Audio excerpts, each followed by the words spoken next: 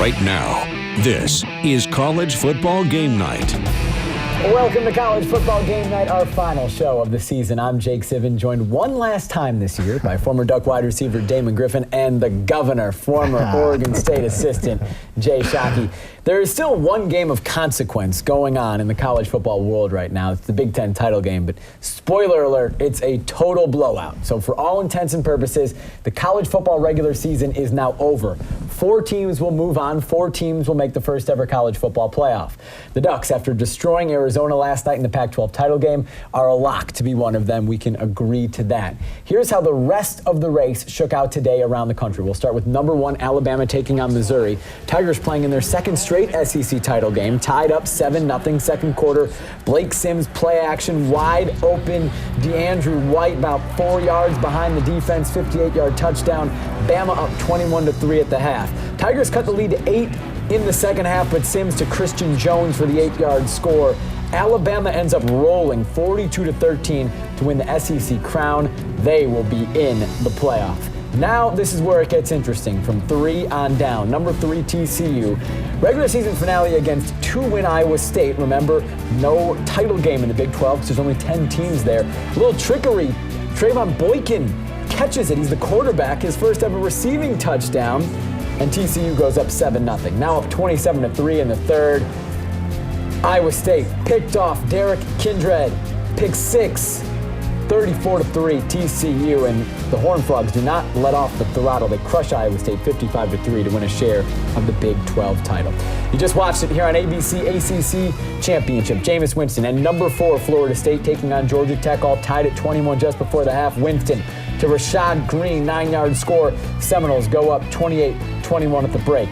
In the third, Jackets ball on the 1, Sinjin Day into the end zone. That ties the game at 28. But in the fourth, Roberto Aguayo hits a 32-yard field goal to give Florida State the lead again. He'd make 3 late field goals. Georgia Tech would make it interesting with a late touchdown, but Florida State finishes the regular season undefeated with a 37-35 win.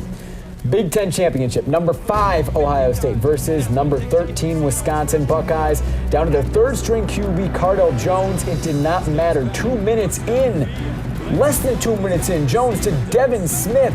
7-0, Buckeyes on top. Next time with the ball, Ezekiel Elliott from his own 19. Untouched, huge hole.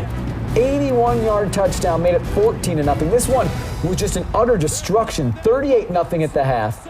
It's still in the fourth quarter. It is 52-0 Ohio State, making things very interesting for the Buckeyes. It's very surprising that it was that easy for Ohio State tonight against a good Wisconsin team. And there's one more team in the discussion that we're going to get to before we talk about who should be in the playoff. Number 6 Baylor taking on number 9 Kansas State in their regular season finale. Baylor's up 21-7 in the second. Jacob Waters to Zach Trujillo, 36-yard touchdown. Wildcats cut the lead to 7. Baylor led 24-17 at the half. That's still the score in the third. Bryce Petty to Antoine Goodley on down the sideline, 58-yard touchdown. Baylor wins 38-27. So Baylor and TCU share the Big 12 crown with identical 11-1 records. So guys, it's all shaken out now. Let's make our 4 playoff teams. We're going to assume 1 and 2 will be Alabama and Oregon in some order, just like they were this week. So that leaves 2 spots for 4 teams. Undefeated, defending national champ Florida State, 11-1 TCU, 11-1 Baylor, and 12-1 Ohio State, who's winning 52-0 right now. Which 2 and why get in with Alabama and Oregon?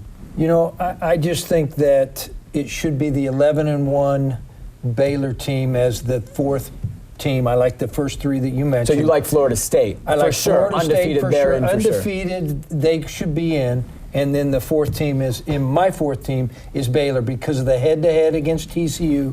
And I just haven't been impressed with Ohio State all year until tonight. Damon, you also agree Florida State should be in as a 3rd. So who's the 4th team? It's tough because the situation of Ohio State winning every team in their conference. Yep. But the problem is the conference wasn't very good. And I think you have to give that to TCU. They're going to be the strength. I'm giving it to them because they're the better team. Even though they went head-to-head, I think TCU, they're just the better team right now. If they went back-to-back, conference, player-to-play, you give them TCU. Ohio State 52-0 right now over Wisconsin. If that game was tight, I think maybe there wouldn't be as big of a discussion, but that's going to cause some controversy tomorrow.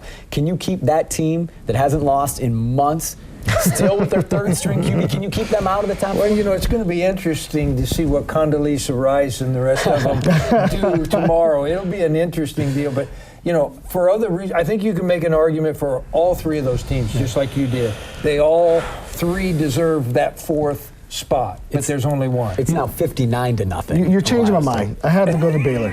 I mean, that's what's going to happen tomorrow. That's what's going to happen tomorrow. I'm okay. I got to go to Baylor. I mean, yes, you got to go to the team that won against each other, but TCU's the better team, so I'm changing my mind. Baylor. Just like it's going to happen tomorrow. We're going Baylor.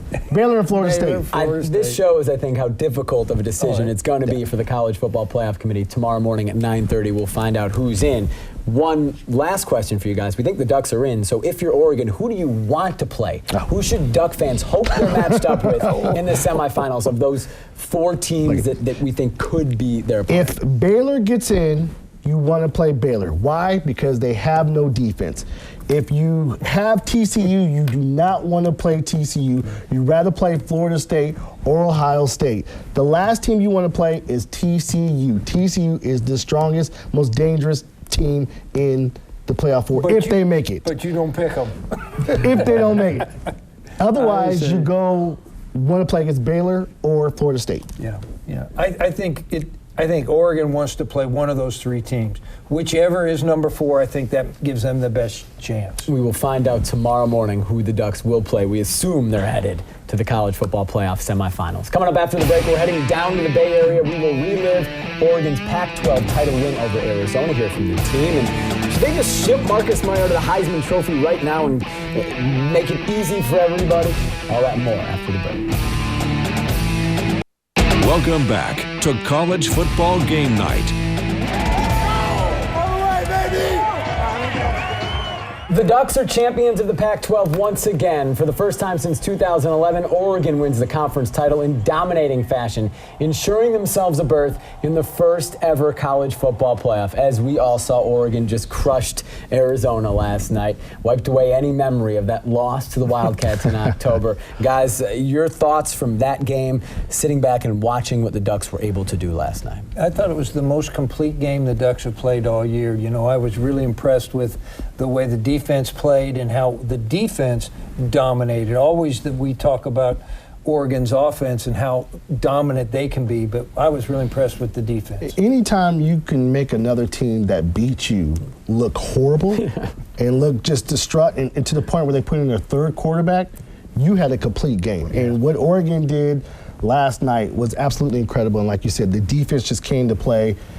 They are they're on a great run right now. They are the number one team in the country. For more on the Ducks' domination of Arizona down in the Bay Area, we turn to our Mike Scow at Levi Stadium.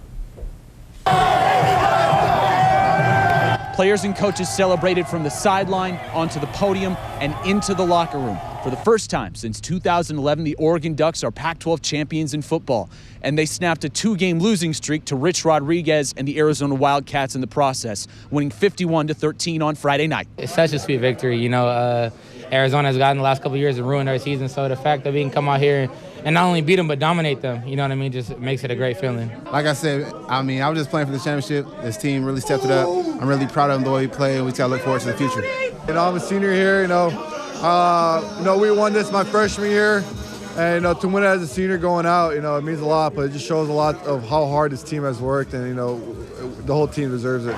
Marcus Mariota again looked every bit the Heisman favorite as ever. He sparked the Ducks' offense in the second quarter and finished with 5 touchdowns in a runaway win that seals the Ducks' place in the first ever college football playoff. If this guy isn't what the Heisman Trophy is all about, then I'm in the wrong profession. Just on the field and off the field, he's it.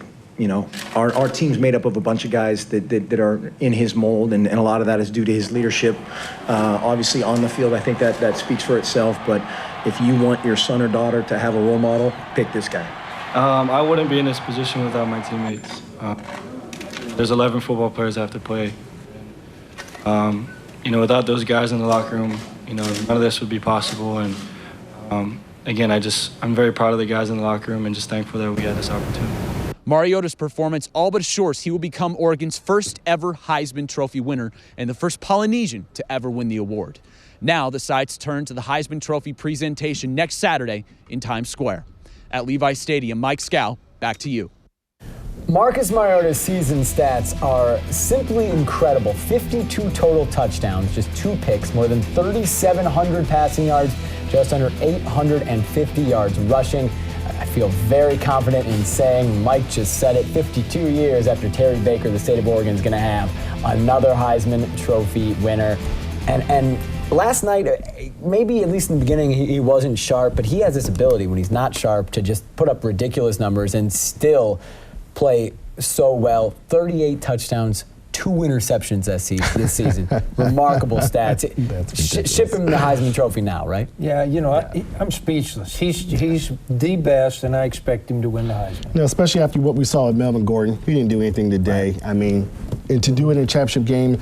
And what makes him so special is when the opportunity breaks down. I mean, things that can't be taught. That's what separates him to being such a star, and the consistency he's done throughout his whole career, on and off the field, separates him from any other student athlete in the NCAA, and that's why he should win the Heisman Trophy.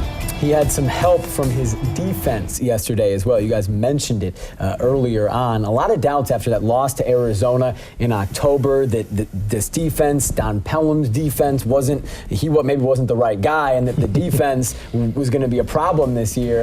Definitely that is not the case. The differences between that first Arizona game, that loss on October 2nd, and last night are just staggering. 495 yards given up in that loss in October, just 224 last night. First downs, 29 in October, just 11 last night for Arizona.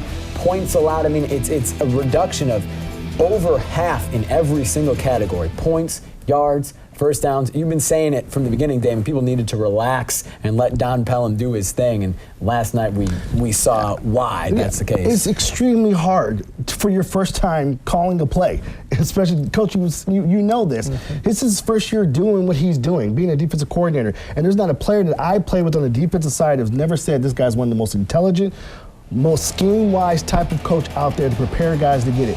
It's a matter of just figuring out what to do. And throughout the season, as you see, after that Stanford game, the team started being dominant, and it was more about assignment-based. Guys were on the same page, and that's what happened last night. It looked like everybody knew exactly what to do, and because of that, they dominated. Yeah, they definitely did gel and played a lot better. And obviously, those statistics there on the left side against the Ducks when they lost, that's the formula to beat Oregon, is to run the ball and control it against them and keep Marcus and the offense on the sideline. And that sure didn't happen Friday. Can the defense continue to play this way in the college football playoff if it's going up against Jameis Winston in Florida State, if it's going up against an Ohio State team that's putting up almost 60 tonight in the Big 12 championship game? The reason why, because now they have the combination of speed and they're being more physical. With the beat down low, with the Forrest out there, Buckner, him being out there, being able to cover those big guards and centers from the ACC and SEC are going to allow Oregon to really step up when they couldn't do that before. That's why they have a chance with everything else. And I think probably more important than all of that is the fact now that they're playing with some confidence. Yes. And you know, that group last night played with confidence, and they played extremely hard, and so I think that's a key too. Pretty dramatic few days in the college football world with the regular season coming to a head, and how about Thursday in Corvallis? One of the biggest shockers that anyone around here I think can remember. Mike Riley leaves the fields of Corvallis for the cornfields of Lincoln. Here from Riley and what these guys think is next for the Beavers after the break. Welcome back to College Football Game Night.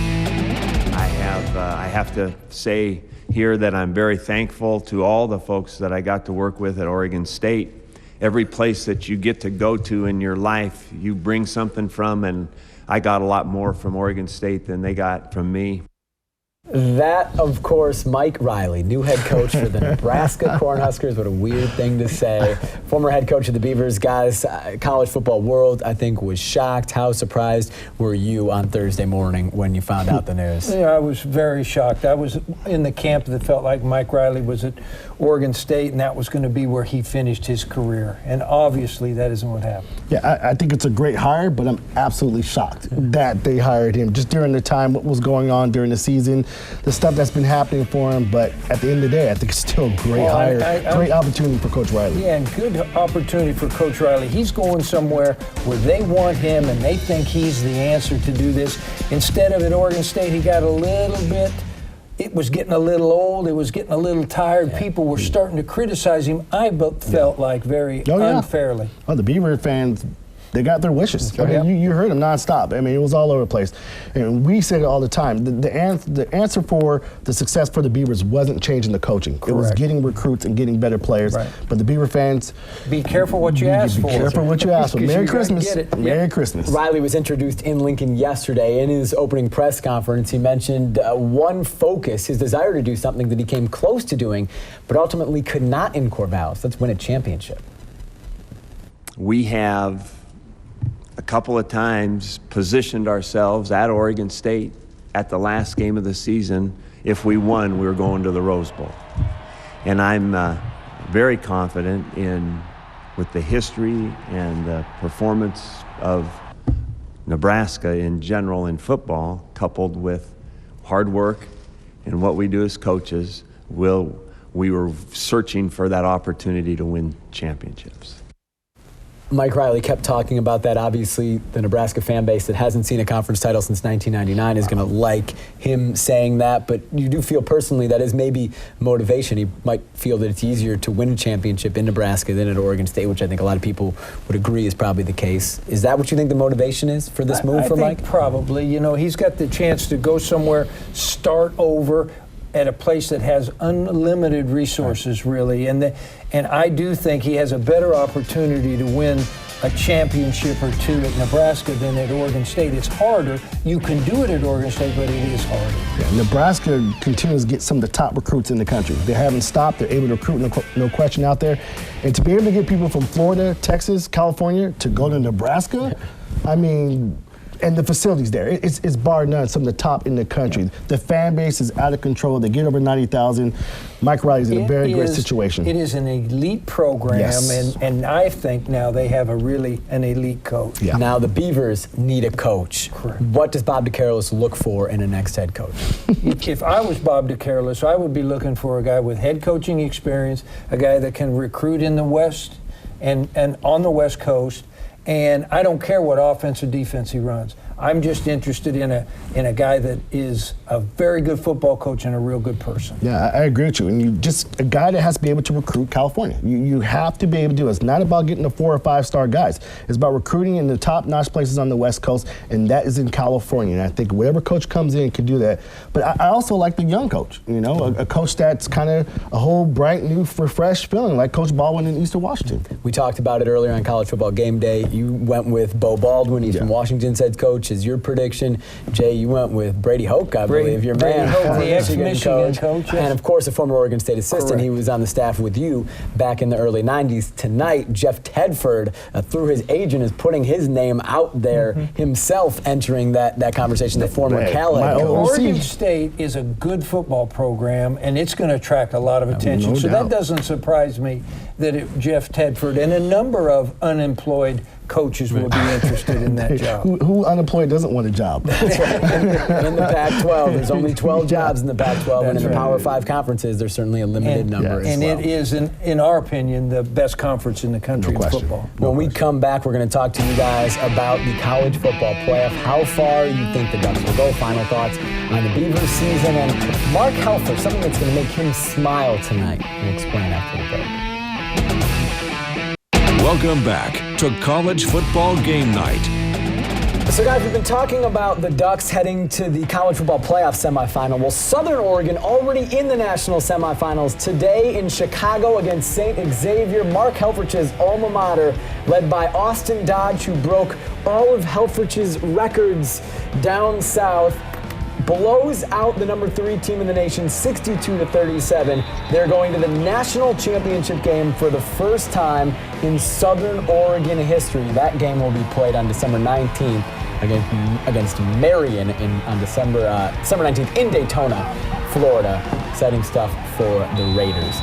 Guys, final thoughts as we head out here on college football game night. The Ducks heading to the college football playoff. How far will this season go for Oregon? I think they'll win. I think they'll play 2 more football games. I think they'll win their first ball game, and then I look for them to lose the final game against Alabama. And a great football game. I'm really looking forward to Alabama and Oregon. I think it'll be a great game. That's what we've been waiting for years. Yes. Right? Just like a beaver. No. Oregon is going to win both. Going to the second game. They're going to win the first game, go to the national championship, and University of Oregon will be celebrating their first national championship in history. It has been an interesting college football season here in Oregon, really from the Ducks winning the Pac-12 title in Eugene to a shocking coach's exit in Corvallis. We thank you so much for being with us this college football season. Still plenty more to come with the Ducks in the playoff. Marcus Mariota going to New York to be crowned the best player in college football. For Jay and for Damon, I'm Jake. Have a great night.